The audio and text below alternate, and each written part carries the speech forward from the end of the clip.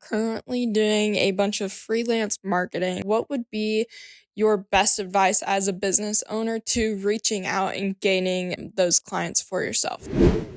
Keeping up with marketing trends and leveling up your career doesn't have to be overwhelming. So don't go at it alone. Welcome to the Marketing by Design podcast powered by AMA Columbus. Join host Andy Milligan every Tuesday as you and I dive into the info that you need to know as a marketer. Whether your goal is to land a job, grow that network, make more money, or level up your career in marketing, you are in the right place. Come for the actionable info, stay for the pressing conversations with industry marketing leaders, and walk away the best equipped marketer ready to dominate your niche. I'm so excited to talk to you today. Let's go.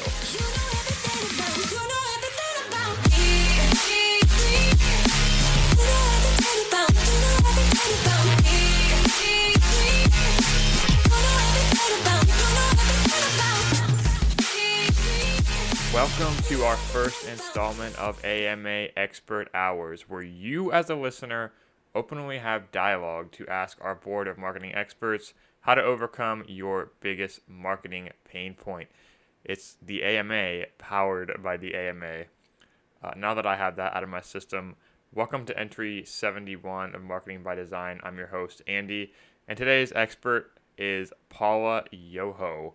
Paula is a marketing leader in Columbus, VP of membership here at AMA Columbus, and she boasts of over 20 years of marketing expertise.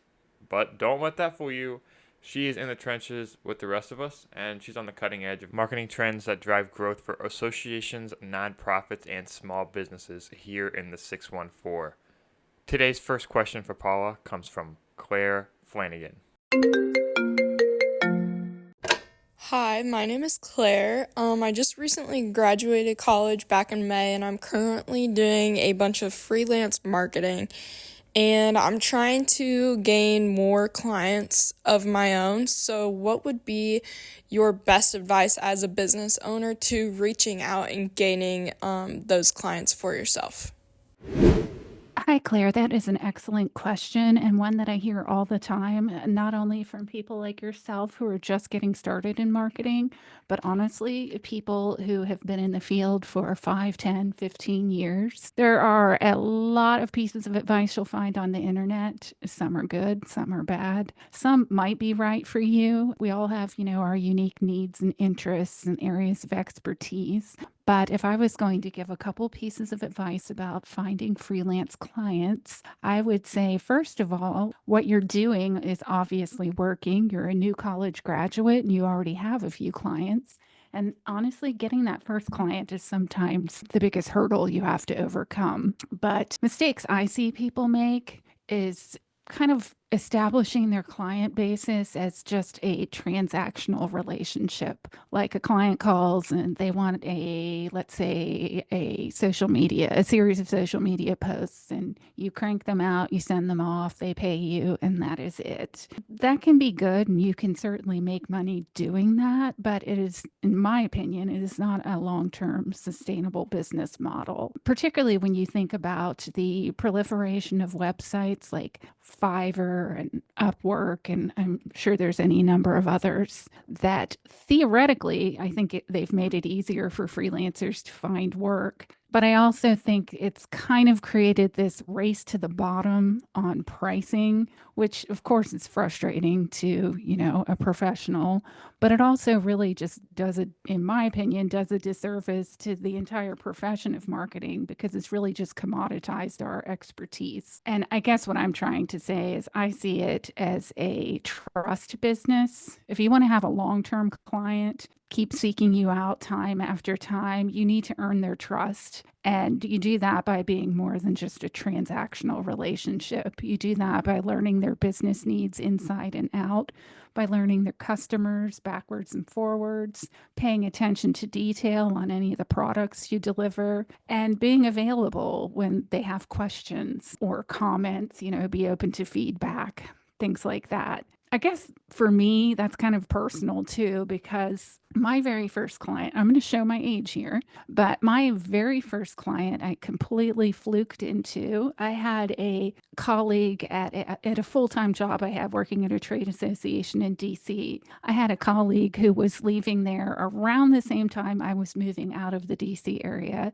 and she accepted a job as a CEO of a different association, also out in the DC area. And she called me shortly after she started and said that she needed a couple people on her new team had just left and she was desperate to fill some holes in the marketing and communications team. So I went out and met with her. She introduced me to her marketing director. Her marketing director hired me for a short-term gig, which evolved into a long-term retainer client project for, I would say, that particular organization probably lasted about 5 or 6 years. The marketing director eventually moved on to other organizations. And now, let's see, what year is this? I would say 20 or 21 years later, she is still a client of mine.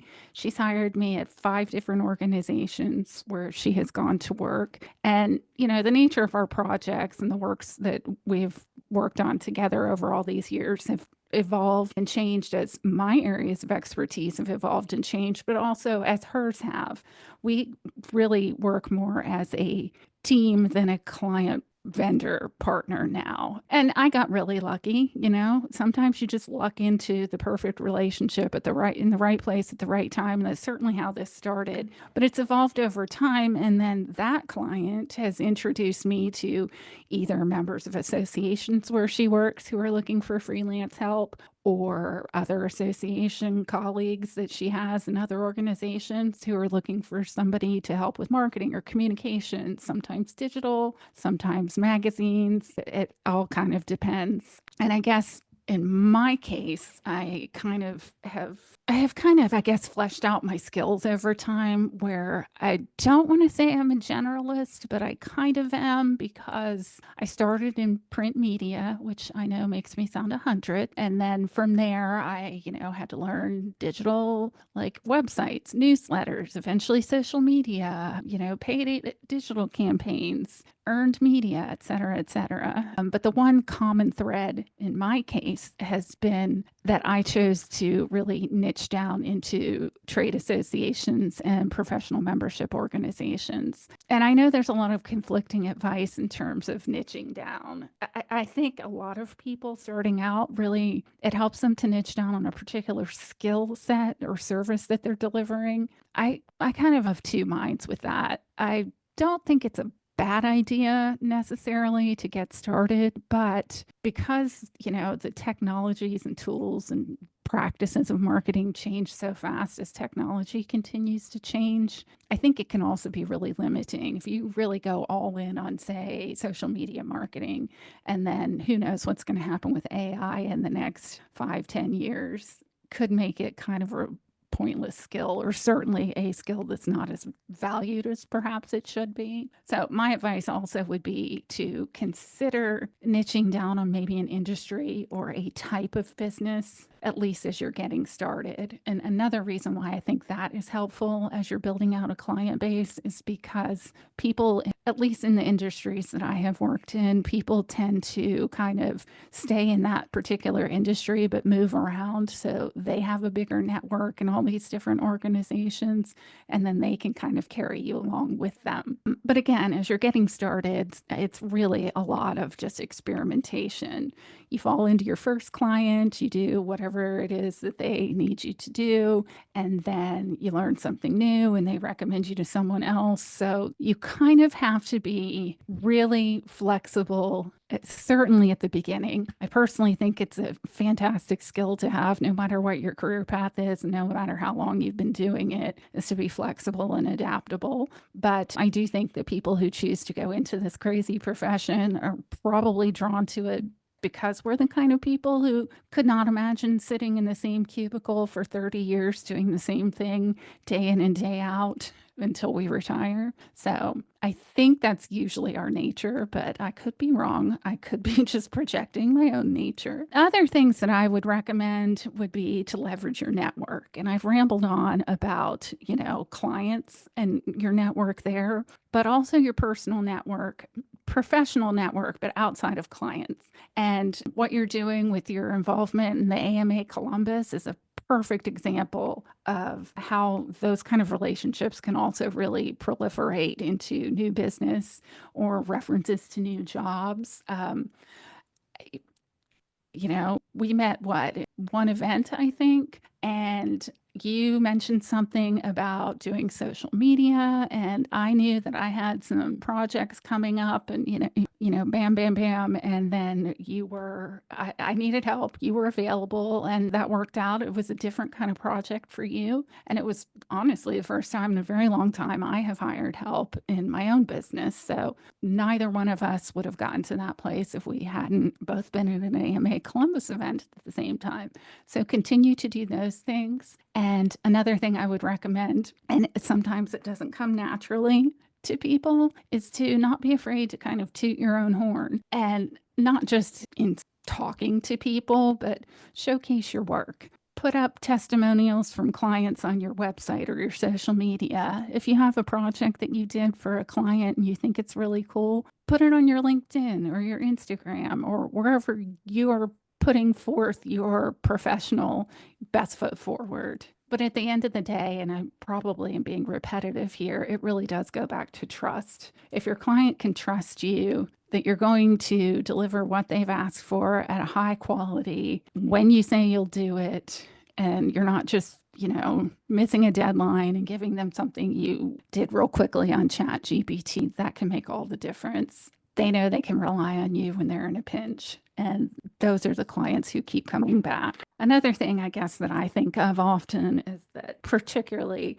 in today's day and age where anybody who has an internet connection and a camera or a microphone can sell themselves as an expert, is that, there are going to be a lot of people out there that you're going to run into over your career who call themselves, I don't know, digital marketing agency, fractional CMO, any title. I mean, none of them are credentialed, so any of those kind of titles. But that doesn't necessarily mean they have the expertise that you are gaining as you're building out your client base. So because of that, it's really important not only to differentiate yourself and what your expertise brings to the table and how you're different, but it also goes back again and again to the doing what you say when you say you're going to do it, high quality, and building that trust of the client. I think the people who do that successfully will have a long career, either as a business owner or 1099 freelancer. And those others who aren't necessarily experts, who I referenced as, fractional CMOs or digital agencies, those people aren't going to be around in, 5 years doing that, because they're not going to be providing the same level of experience and expertise. Another thing that isn't necessarily about getting clients, but is a piece of advice I like to give to young professionals, is to take advantage of where you are in your life, in that you most likely aren't married, you don't have kids, you're not saddled with a mortgage. If you're young enough, you could even maybe still be on your parents' health insurance, which as you get older, you will realize how absolutely unbelievably valuable that is as a freelancer. But take advantage of those perks that you don't realize you have now, because you have the ability to take a risk. Maybe it doesn't work out, but it's not as profound as if you have got 2 kids at home and you can't get them health insurance and your clients bailed on you and you can't make the mortgage this month. So take advantage of that. And in that regard, I would say get as many different kinds of experience as you can at this point. And then as you get a little more experience and work with more clients and different kinds of businesses, then you can start to hone in on what it is that really kind of, gets you going and excited and really enthusiastic about a new project. It could be digital, it could be design, it could be writing. It totally depends. We're all very unique in that regard. And also value your expertise. don't sell yourself short. I think it's very tempting, particularly as you're starting out in your career, but I think it's very tempting to downplay how much you know more than the client does. They know their business, you know yours, and remember that the knowledge you have is valuable to them because they don't necessarily know the same things. And that's where you build your reputation and build a business and a brand. Thank you guys for tuning in this week to AMA Expert Hours, where we're here holding an open dialogue for us, Marketing by Design listeners, fans, to ask our most pressing questions to an award-winning suite of marketing leaders from all around the AMA. If this expert soundbite helped you, share it with another colleague in your marketing network. And to submit your question to be featured, first subscribe to the show, give us a rating, and then email Andy at the first link below to apply to be featured. If you have any other questions about AMA membership or our stack schedule of events, be sure to subscribe to our mailing list in the description. Thank you again for listening, and we'll see you next week.